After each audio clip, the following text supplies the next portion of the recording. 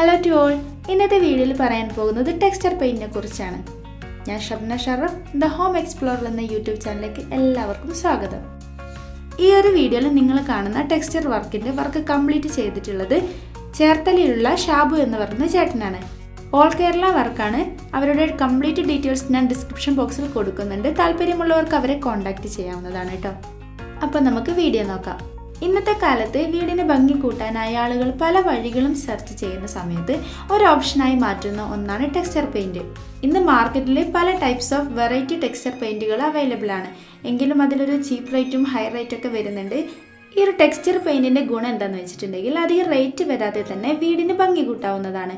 Texture work choose ചെയ്യുന്ന സമയത്ത് നമുക്ക് എല്ലാവർക്കും ഉണ്ടാകുന്ന ഒരു കൺഫ്യൂഷനാണ്, കാലാവസ്ഥയ്ക്ക് അനുസരിച്ചിട്ടുള്ള വെയിലും മഴയൊക്കെ ഒരുപോലെ കൊള്ളുന്ന സമയത്ത് ഈ ഒരു ടെക്സ്ചർ പെയിൻറ്റിൽ എന്തെങ്കിലും ഡിഫറൻസ് വരുമോയെന്ന്, അതായത് വിള്ളലേൽക്കുമോ ഇല്ലയോ എന്നൊക്കെ നമുക്കൊരു കൺഫ്യൂഷൻ ഉണ്ടാവും. വീടിനകത്തുള്ള ടെക്സ്ചർ പെയിൻറ്റിൻ്റെ കാര്യം നോക്കുകയാണെങ്കിൽ ഒന്നും തന്നെ സംഭവിക്കില്ല. പിന്നെ പുറത്തുള്ള കാര്യം നോക്കുകയാണെങ്കിൽ, അതായത് ഓരോരോ കമ്പനികളാണ് ചെയ്തു കൊടുക്കുന്നത്, അപ്പോൾ അവർക്ക് അതിൻ്റേതായ പെർഫെക്ഷനോടുകൂടി ചെയ്തു കൊടുക്കാൻ സാധിക്കുന്നുണ്ട്. ടെക്സ്ചർ വർക്കിൻ്റെ മറ്റൊരു പാർട്ടാണ് ലിക്വിഡ് വാൾപേപ്പർ.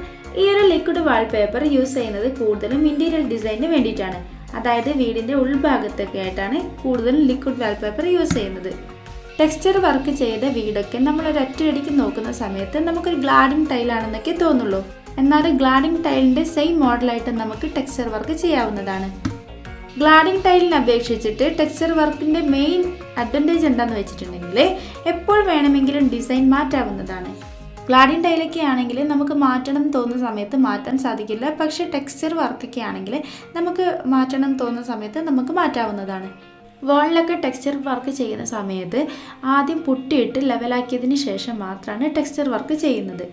അത് നമുക്ക് ഇഷ്ടമുള്ള പാറ്റേൺ ടെക്സ്ചർ വർക്ക് നമുക്ക് ചെയ്യാവുന്നതാണ്. ഇനിയിപ്പോൾ നിങ്ങളുടെ വീടിന് നിങ്ങൾ സ്വന്തമായിട്ടാണ് ടെക്സ്ചർ വർക്ക് ചെയ്യുന്നതെങ്കിൽ ഒരു കാര്യം ശ്രദ്ധിക്കുക, ഒരു കാരണവശാലും ഭിത്തിയിൽ വെള്ളം ഉണ്ടാവാൻ പാടുള്ളതല്ല. വെള്ളം ഉണ്ടായാലേ ഒരു തരത്തിലും ടെക്സ്ചർ വർക്ക് അതിലേക്ക് പിടിക്കുന്നതല്ല.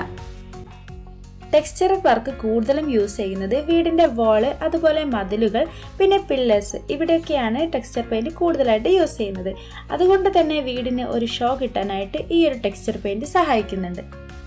വീടിൻ്റെ ഇൻറ്റീരിയർ ഡിസൈനോടൊപ്പം തന്നെ ഈ ഒരു ടെക്സ്ചർ പെയിൻറ് കൂടെ യൂസ് ചെയ്യുകയാണെങ്കിൽ നല്ലൊരു ഹൈലൈറ്റ് ലുക്ക് ഉണ്ടാകും കേട്ടോ. ഈ ഒരു ടെക്സ്ചർ വർക്ക് ഒരുപാട് കോസ്റ്റ്ലി ഒന്നുമില്ല കേട്ടോ. നിങ്ങൾ സെലക്ട് ചെയ്യുന്ന സമയത്ത് അങ്ങനെ ഒരു ടെൻഷൻ നിങ്ങൾക്ക് വേണ്ട. ഒരുപാട് കോസ്റ്റ്ലി ആയിട്ടൊന്നും ഈ ഒരു ടെക്സ്ചർ പെയിൻറ്റിന് വരുന്നില്ല. ഈ ഒരു ടെക്സ്ചർ വർക്കിൻ്റെ വീഡിയോ കംപ്ലീറ്റ് ആയിട്ട് കാണാൻ നിങ്ങളുടെ അഭിപ്രായങ്ങളൊക്കെ കമൻറ്റ് ബോക്സിൽ അറിയിക്കാം.